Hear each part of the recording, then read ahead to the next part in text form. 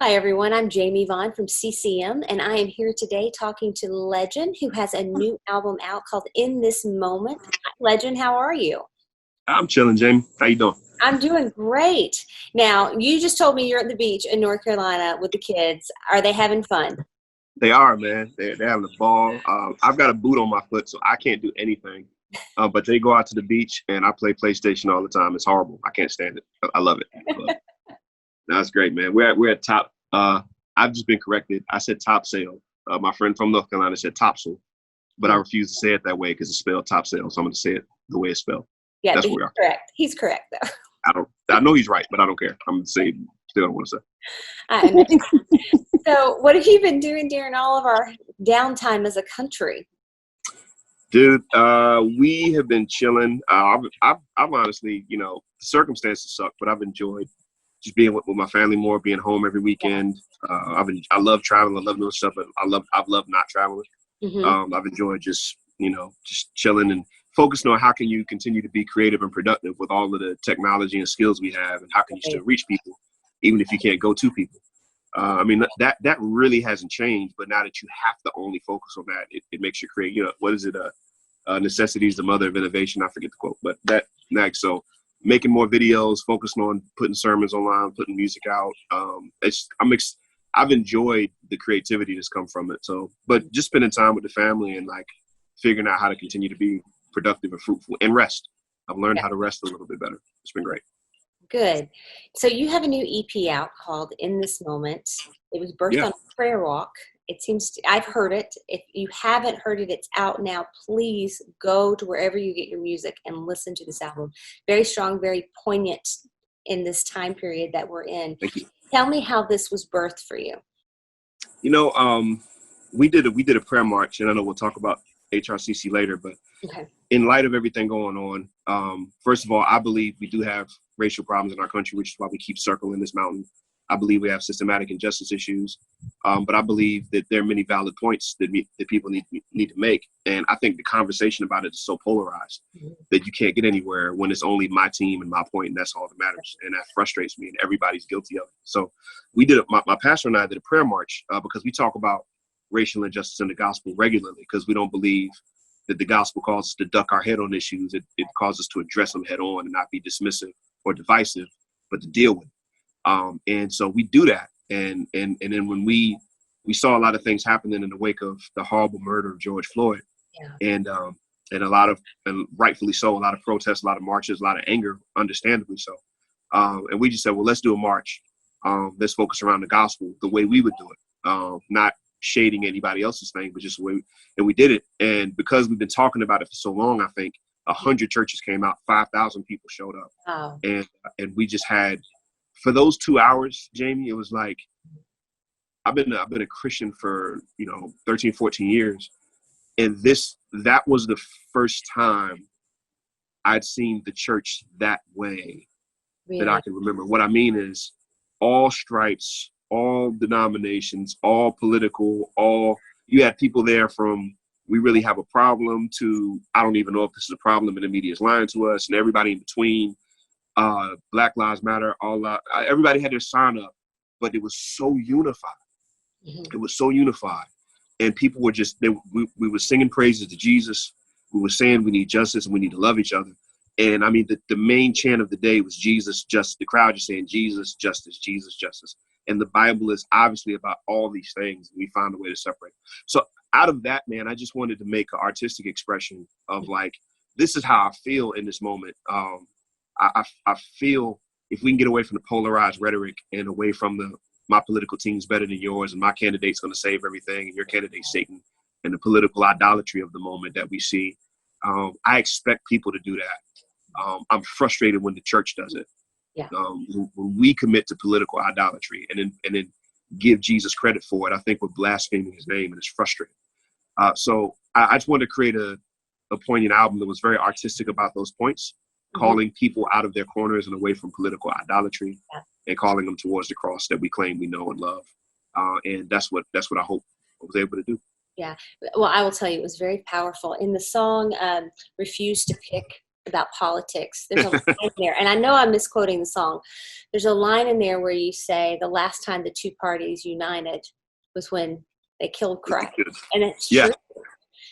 And that one just struck such a chord with me.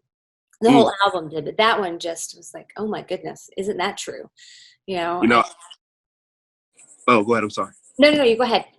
There was a book I read called Accidental Pharisees. Larry Osborne, Larry something.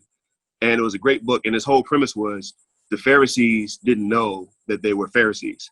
Mm-hmm. Like they're looked back on in this, Pharisees. But at the time they were revered and he said they didn't know that they were the bad guys. So how do you know you're not accidentally being a Pharisee too? Was his point. And it just kind of makes you step back and say, man, the Pharisees and Sadducees hated each other politically. But when Christ got in their way, it was like, hey, man, let's unite and get this guy out the way. Yeah. And I see that now, and it's frustrating to me. And that's that was a point I've been trying to make. So I'm glad it stood out to you. It did. A million years ago, I worked in politics, and I would get so frustrated at all of this stuff. And if you could just listen to yourself speaking right now, you would understand that none of you are getting to any point that you wanted to make in making it better for everyone. You're just trying to make it better for yourself. So right. I appreciated that line very, very much. So when the listener takes this album and listens to it beginning to end, when they're done, what do you want them to take away? I want them to hear, come out of your corner and reevaluate Christ in your life. Because the way that we put the conversation is everybody has a corner. And in your corner, people look, think, act like you, vote like you. They share your worldview. And across the room in another corner is a totally different corner for them that does that on their vantage point. And that's fine. We're naturally tribal people. You want to hang out with people that like your sports team and common interests, not a problem. The challenge is, as your language is developed in this corner, it's interpreted differently in that corner. So over here, you say Black Lives Matter and it means a thing. And, that could be a good thing. And over there, it means a negative thing. And over here, all lives matter. It's a very true biblical statement. But over here, it feels like I can't even say Black Lives Matter. And people are arguing from their corners. Yeah. And, whether it's heritage and hate, whether it's Democrat, Republican, whether it's conservative, liberal. And the point is that these corners are good, but they're fundamentally incomplete. And we have to come out of our corner and exchange lenses and say, man, let me see how you see the world when you say that. Let me understand your perspective a little better. How do you see things? And understand you more. And if we're not intentionally able to do that because they're the enemy and we need to stay away from them, then we just stay with a fundamentally incomplete worldview. Yeah. And so my prayer is that at the end of this album, when we're looking at everything going on in this moment around us, that we'll be challenged to say, you know what, maybe I'm right on some things, but maybe I'm not absolute. Maybe I'm not the end all of all knowledge. Maybe my side doesn't have everything together in and of itself. Maybe I need to make a friend from across the aisle or across the race or across the worldview, and really get to know why you see things the way you see them, and challenge my favorite news channels bullet points that I get all the time that I live by, and see maybe that's not all the way right. So my prayer is that the album artistically moves people to say, you know what, maybe somebody I disagree with has a point, and I just hope that that's what happens. Yeah. So you are also a founding member of the HRC Collective and the Safe House Project. Tell us a little bit more about that in case someone wants to get involved. Sure. Well, Hampton Roads City Collective is based out of Hampton Roads, Virginia, 7 cities, kind of Virginia's version of New York boroughs, I guess. And so we do that. And our pastor and I started that 4 years ago when Alton Sterling, Philando Castile, and the 9 Dallas officers were all murdered in close proximity to each other. Because whether you believe there's injustice to Black people or injustice in law enforcement, at that moment, everybody was right. Right. And everybody cared. And we just talked about it very boldly from the stage at the church that we serve. And we just saw how it impacted people. So we called a bunch of other pastor friends and said, hey, how are y'all talking about this? How y'all dealing with it? And it was a collective, I don't know what to say. If I say this, my church leans this way, so I'm going to get run out of church. Like, it was a lot of concern from faith leaders on how to handle it and steward the gospel well with their people. Yeah. And we said, hey, just meet us and we'll figure it out together. And like 40 pastors showed up a couple days later, and we just never stopped meeting. So the goal was to create something where faith leaders could safely articulate and discuss, learn, even push back on these things. And how do we as a church lead our people in these things? Because we believe the church should be at the forefront of the conversation. So we've been doing that And we just keep having conversations, meetings, forums, conferences, whether there was a major thing in the news or not. Sometimes it's very difficult. Are we even making a difference? And that's just something that we did. And one of the ways people can get involved is if they're in Hampton Roads, just, go to hrcitycollective.com or citycollectivehr.com, excuse me, and plug in with us. We'd love to have you at the table. We created a resource page for people who are just engaging in this conversation, podcasts, books, sermons, movies to look at, just stuff to say, hey, I don't even know if this is a conversation, but let me give it a few hours of my time. So we got some starter media up there, just to help people say, if we do have a problem, where's the conversation coming from and why do people feel that way? So that's there, and that's for anybody to check out and see if it's helpful for them. Great resources. How about Safe House Project? Safe House Project came actually probably a year before we started Collective. I went to South Africa on a mission trip with my church, and we were working in orphan care center. And I asked the people there, I was like, what's the next step for you here? And Dr. Marsh and Dr. Jenny said, we really need a safe house. I said, well, what's a safe house? And then she began to explain to me how when their kids, particularly the young ladies, grow up, they become targeted for trafficking, and began to tell me about the horrors of trafficking, which I'd heard about, but it never hit home. Right. And we came home and I couldn't sleep. And as I'm coming home, now my eyes are being open to, wow, Hampton Roads is 13th in the nation for trafficking at the time. And I'm just like, what is going on with this? And so we had to respond. So musically, a couple of artists I was working with at the time we said, let's make an album, draw attention to it, and we'll give them all the money. And so we wanted to help them raise $100,000 to get that safe house up. So it started.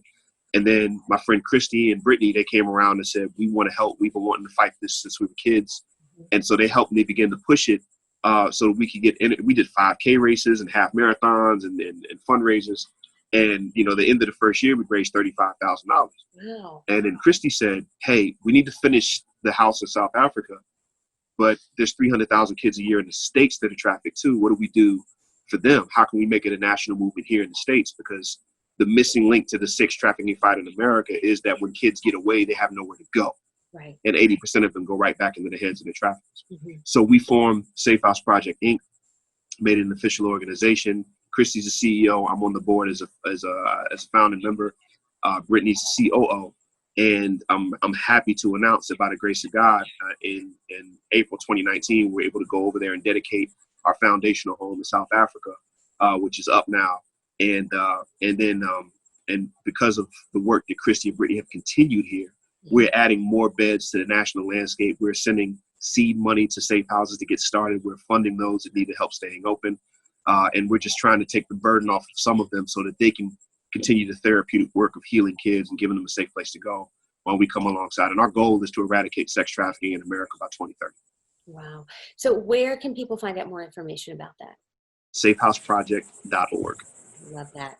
So we need volunteers, advocates, donors, and people that can kick open the door, legislators. We've had meetings on Capitol Hill with cultural influencers and politicians, just pushing the needle forward. There's a lot of good people in this space doing the work, doing amazing work. Way before we got here, we feel like we're fulfilling a need in the American landscape, just to create more safe homes for children to go to. Nice. And that's such an important project as well. Things are safe in here. So, okay, so let's change the topic just a little bit and ask a couple of fun questions. As a songwriter, I always love to know, at this moment, what is your favorite lyric or song you've ever written? My favorite lyric song I've ever written? Yeah. Wow. I want to go back to that. Last time I saw the two parties tonight was the Kill Jesus line. It's on the forefront of my mind right now because I think about it all day. I think I have a song called Power of God. And at the end of that song, that came out in 2018. It's on the EP I did called Dark Room. The pictures develop best in dark rooms. And I think the last line of that is, I normally got to be on the train of thought when I start saying that song. The power of God will never be in our deeds, but the power of God will never be in our deeds, but indeed the gospel of God. And I said that because, if we believe the truth, like the gospel comes to us and it changes us without our activity. But then it forces us to have activity follow as a response. Right. And so the power of God will never be in our deeds, but indeed, and there's play on words saying in your deeds, but not in your deeds. Indeed, the gospel of God, because the gospel of God then affects your deeds. Right. So I like there's a lot of wordplay. I write stuff really strategically. So if you unpack it, you can get 2 or 3 different meanings. And I think that's one of my favorite lines. Okay. So flip that question around. What is your favorite song or lyric that you wish you had have written? Man, that's a fantastic question. It can be anything. Huh? It can be anything. I don't know. I'm brain farting at the moment. I don't have anything for you with that. Okay, that's okay. I'm normally not speechless. Ask my wife. But yeah, I don't know at the moment. Okay. As soon as we hang up, I think about 17 lines I wish I would have said. All right, well then shoot them over to me. All right. Okay, so as we're wrapping up this interview, is there a message of hope that you would like to leave for our viewers? Yes.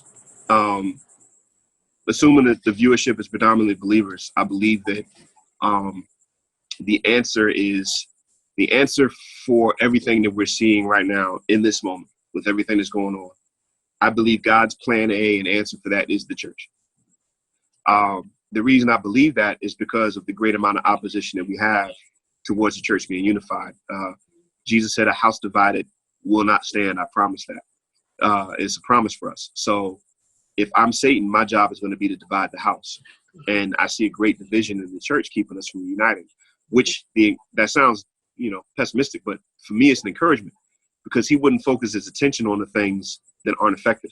Right. It lets me know that we do have the answer. It lets me know that the ministry of reconciliation, 2 Corinthians, is very much with us. Mm-hmm. So I still believe firmly that the church is the only answer to true reconciliation. Right. And it doesn't come politically. It doesn't come by ducking your head in the sand. It comes by the gospel. You don't see any of the New Testament writers putting their hope in Caesar changing his mind about things. They just don't do it. Right. And so I pray and I hope that we'll become encouraged that we indeed are the ones with the answer to this, both practically, pragmatically, and eternally, that God has given it to us and he's working through us. We have to John 17 and unify. So I feel like the encouragement is, man, that if we can get out of our corners in this moment, the church can actually shine and be who she is supposed to be. If we can get over the fray of the election year and all the foolishness that divides us, I think, man, that we can legitimately show, the Bible says, make the preaching of our Lord Jesus Christ attractive. I believe we can do that by the way we live and who we are without having to change and be, we don't have to shy away from sound doctrine and we don't have to add flashy lights and all that. This stuff's cool, but like flashy lights are cool, not. But I think my hope is that we would get together and unify, and it's within our grasp to do it. We just have to drop all of the politically idolatrous things that keep us divided, because God's plan A is us, and that gives me a great deal of hope and encouragement. Legin, thank you so much. This has been a very poignant and in-depth conversation, and I'm very glad that we were able to have it today. And everyone, please make sure you go and download In This Moment. I do not think you'll be disappointed at all in this album. Legin, thank you so much, and I hope you have a great vacation. I hope you do too. I hope I didn't talk too much. You didn't. You did great. All right.